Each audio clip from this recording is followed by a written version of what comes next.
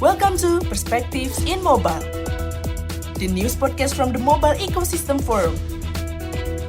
Join us discussing the world of telecommunications, technology, and mobile innovations.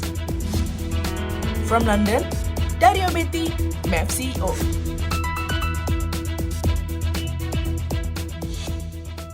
Hello, everybody, and welcome to Perspective, a podcast from the Mobile Ecosystem Forum, where we speak to some of the movers, some of the shakers of this industry, and we discuss some of the hot topics around the mobile ecosystem. Today, I'd like to welcome Oscar Monteagudo. Oscar is the head of sales at Vodafone Carrier. So we're going to be talking about wholesales. We're talking about the carrier world. And Oscar has got an entire wealth of experience to share with us. So welcome to Oscar. How are you? Thank you, Dario. Yeah, I'm very good. As you can see, I've got my Christmas decorations up now. So apologies for the background for anyone that can see me. But yeah, no, I'm very good, Dario. Thank you. 2025, it looks like it's an entire new opportunity for wholesale. A lot of things we have been seeing and discussing at the MEF for the last few years: authentications, telco APIs, carrier services, wholesale. All of that is happening. And potentially 2025 is a big year for a lot of these products. Probably have seen it all because 11 years or almost 12 years of Vodafone, previously cable and wireless, previously at BT, a wealth of experience. Before I ask you anything else, before I ask you about the exciting new things, my first question would be, just like for our title's sake, what's your perspective on mobile? What do you think is happening in the wholesale market right now? Yeah, so thanks, Derek. Yeah, so I have, just by way of background, I've been with the business quite a while now. So I've seen a lot of changes overall. And prior to that, I had a whole career in BT, worked for 15 years. So I'm kind of what they call a veteran in the industry now, I think. So which is quite good. My perspective is actually really simple. For Vodafone, our CEO has a very clear strategy, which is actually really helpful. So her strategy is all around customers or space. I'd like to say we're absolutely living that value every day, right? You know, from a customer perspective, we've really organized ourselves around our customers, really setting ourselves up for growth in the coming kind of 12 months and actually beyond. And we're really trying to simplify our business. And one of the ways we're doing that is actually by really making investments in our API and our network strategy, etc., which is actually working particularly well. Well, and you mentioned maybe for some of the people out there that are not familiar with Vodafone Carriers, I mean, Vodafone is a very big brand, but what is Vodafone Carriers itself? What does it do? Who does it sell to? So for those of you not familiar with Vodafone Carrier Services, we're really the provider of wholesale connectivity, messaging and digital services globally. So we effectively use Vodafone's footprint. There are 275 plus points of presence that the Vodafone has to offer services to our wholesale customers. And I'll talk about those wholesale customers in a moment. We've got over 1 million plus kilometers of terrestrial fiber. We have investments for submarine cable systems, and we offer kind of services in terms of messaging services, cloud numbers. And we do today about 100 million API transactions a year. Vodafone is a very big brand, and sometimes what would that be? A customer of Vodafone Carrier, who would that be? Yeah, who the customers are. Yes. So customers, traditionally, they were traditional carrier customers. So all the telcos globally, we would look after, we would offer services to those carriers so that they could grow their business and offer services onwards to their own customers. We've now moved actually several segments away. So we offer services to our digital and cloud service providers, communication platform providers, and infrastructure companies. So if you think about kind of OTTs, hyperscalers, CPaaS providers, if we think about the satellite companies, the infrastructure companies, any aggregator that's aggregating services that are telco type services are effectively our customers. And we're also selling in some instances to enterprises directly, depending on the actual portfolio as well. So it's a very broad customer base now, which is why, we've repositioned ourselves for Vodafone Carrier Services about unlocking the world. We don't mean unlock the world from a security perspective. We mean unlock the world from a opportunity perspective. So we see actually endless opportunities in this ecosystem. And that's kind of like, it's true of the markets we serve. Traditionally in telco, there's been lots of competition, but also quite a lot of collaboration. And that's even more true today than ever, right? If you think about our submarine cable systems, we never build alone.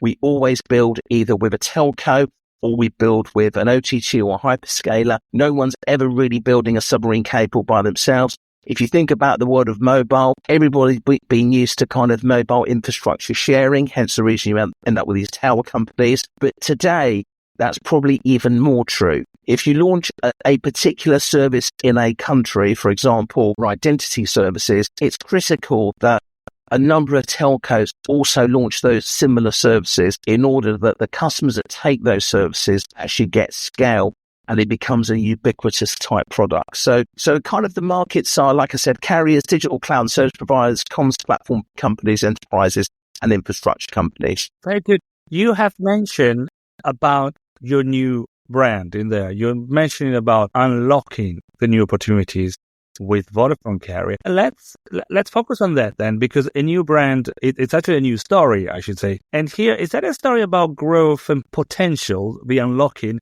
Are you trying to tell the world that there is much more we can do in wholesale? Yeah, absolutely. So we see wholesale as a key strategic driver for Vodafone and Vodafone Carrier Services. And I think when we talk about unlocking the world of opportunity, we actually talk about the fact that the technologies enabling that to happen. So if you take, for example, at the beginning of our journey, which was really a connectivity type business, today you can buy a connectivity product from Vodafone Carrier Services via an API today. So you can price an order via an API today, and a service will effectively, we will enable that service. But then moving to the kind of the information age, if you want information for our identity products, for example, in that sense, what you can unlock there, API type technologies, is the ability to offer identification type services. And there are a number of kind of products and services that do created almost like a security service through password. So, if you log into your bank today, for example, what will happen is the bank, you make a transaction, generally the bank will want to validate that transaction on your mobile device through a one-time. If you ask for a password reset on nearly every application now, you will do it via one-time SMS, via one-time password on your SMS delivery. Well, we've taken services now. We offer services Number Verify. Now, what Number Verify actually does, Number Verify actually validates the device.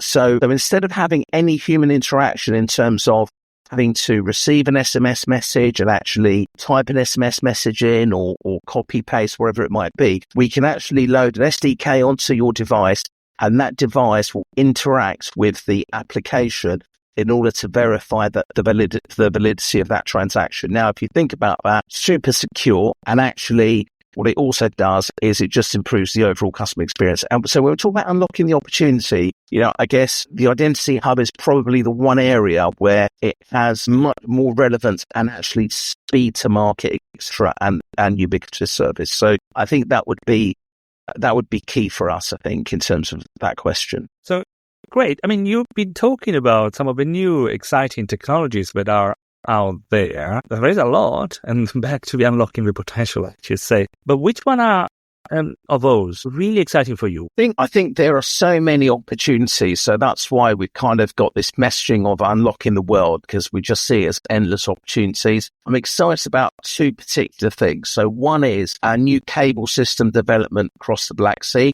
linking Georgia to Bulgaria, Turkey, and then potentially onto Odessa in Ukraine. I think this will be a massive opportunity in terms of east to west connectivity. And I'm really pleased that Vodafone's now making the investments to enable that to happen. So that's one thing I'm super excited about. And I think that, we've got the whole board behind that in terms of actually unlocking opportunities. The other thing I'm really excited about is our Identity Hub and our APIs that are enabling, really something quite special. So we talked previously about Vodafone. A lot of telcos actually almost creating a security business with the use of SMS or one-time passwords to enable password changes or enable banking requests to happen, etc. But really the Identity Hub actually takes that one step further. So if you take, for example, Number Verify enables exactly that kind of one-time password verification of a device, an individual, but with no human intervention whatsoever. Now that does two things. One, it means that it's even more secure, arguably. The second thing is the customer experience is phenomenal because you no longer need to actually request a one-time password. The particular transaction can be verified instantaneously and actually quite simple to do. You effectively drop an SDK onto the device and that device will then communicate with the application accordingly. But the other thing that actually I'm personally really excited about, and also so I think it's just an amazing thing for Vodafone, and actually the responsibility we have in this is brilliant, but it's kind of the prevention of kind of that social engineering type fraud that happens around the world, especially in the UK, but in every market actually.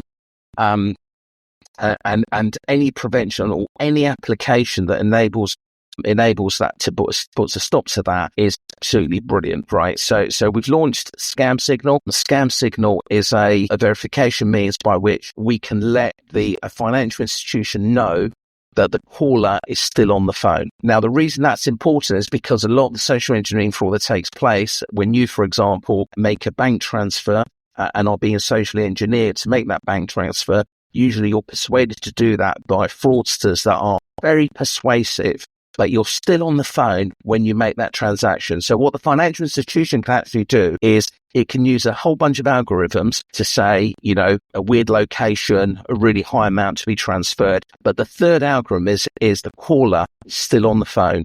And we can now let that financial institution know that the caller is still on the phone. So that coupled with its own algorithm, its own security services, actually they can say, yes, no, that transaction, most likely no, will not go through.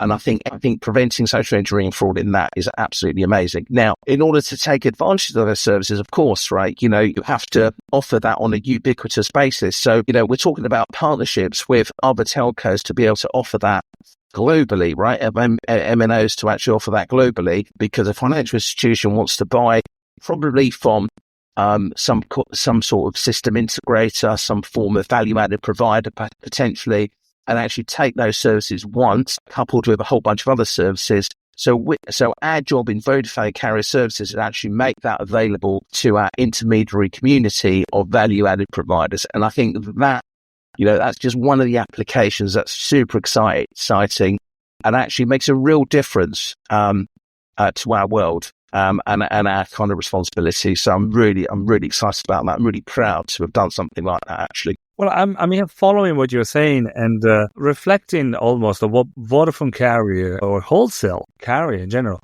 is turning into, because you just mentioned, well, obviously connectivity. You talk about your Black Sea connectivity, and that's the bread and butter we all know. But you also mentioned things that were not very typical for a wholesale solution provider.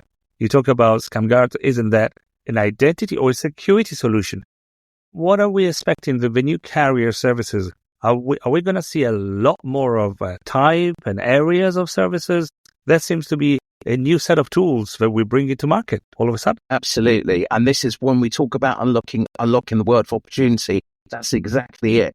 So if you think about things like, age legislation, the number of European countries are now looking at the ability to verify an age.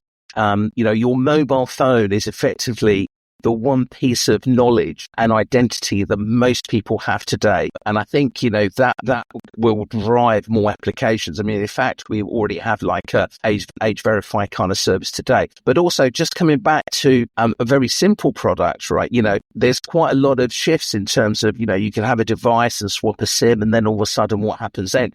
But we also provide a SIM swap service where actually you can check the longevity and the tenure of that particular SIM to that device.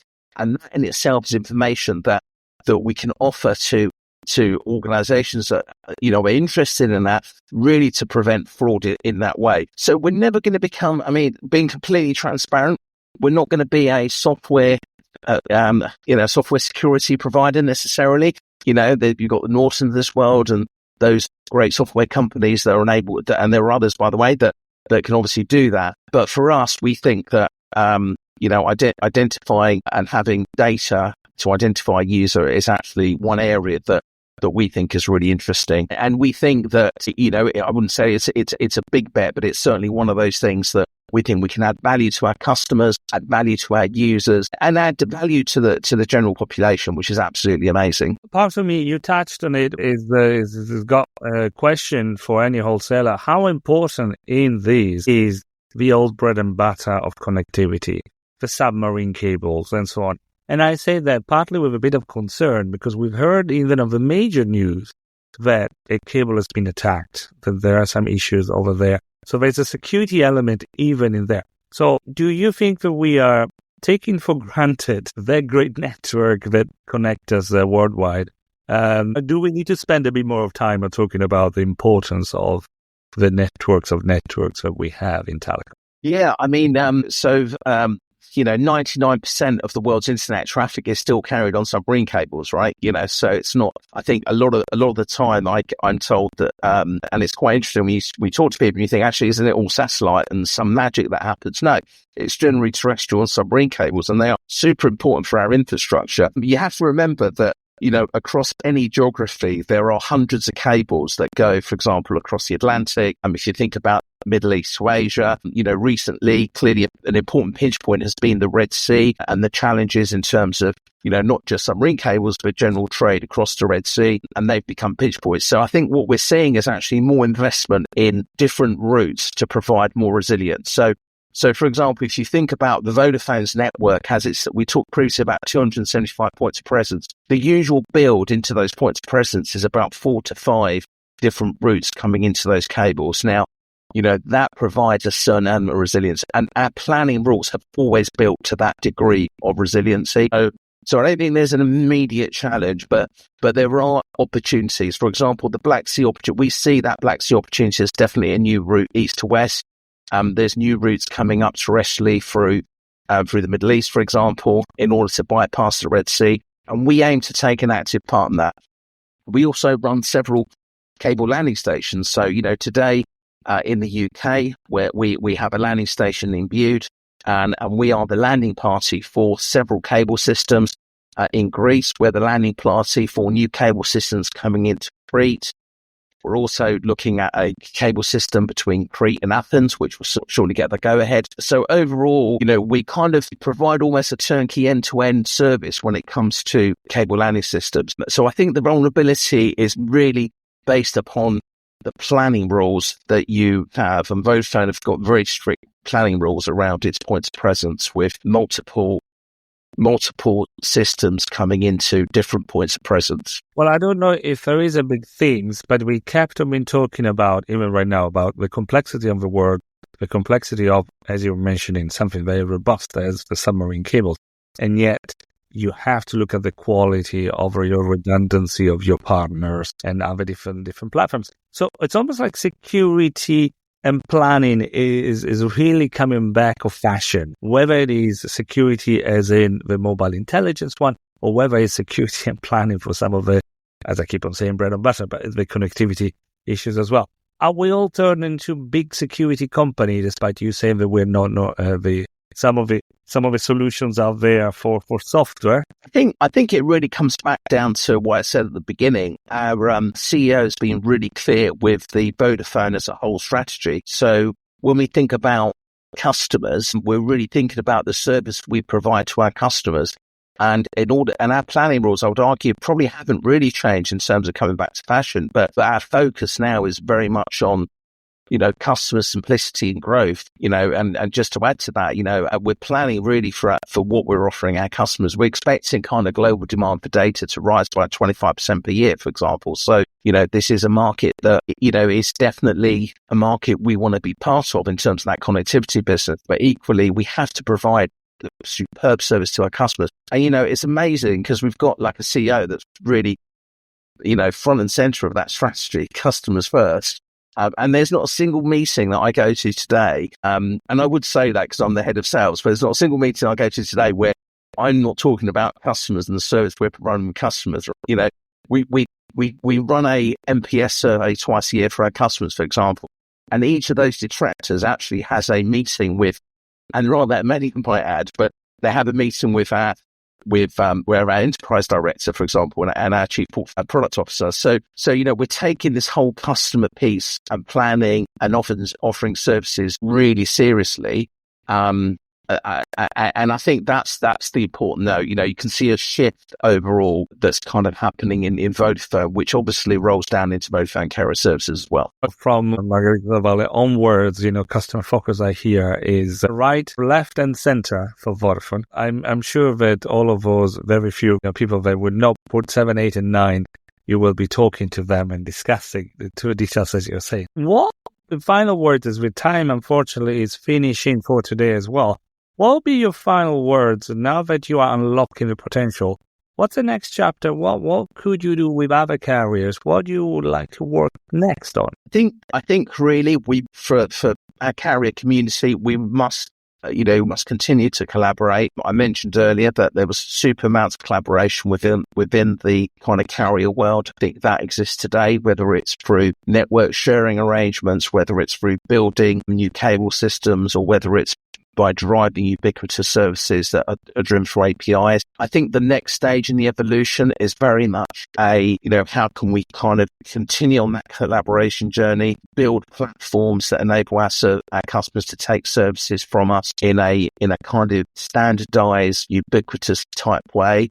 And I think really what I would say is kind of more collaboration actually with the broadly with the wholesale and carrier community within our telcos, our hyperscalers, our CPaaS providers, our satellite and tower companies. I think that the excitement really is when we collaborate.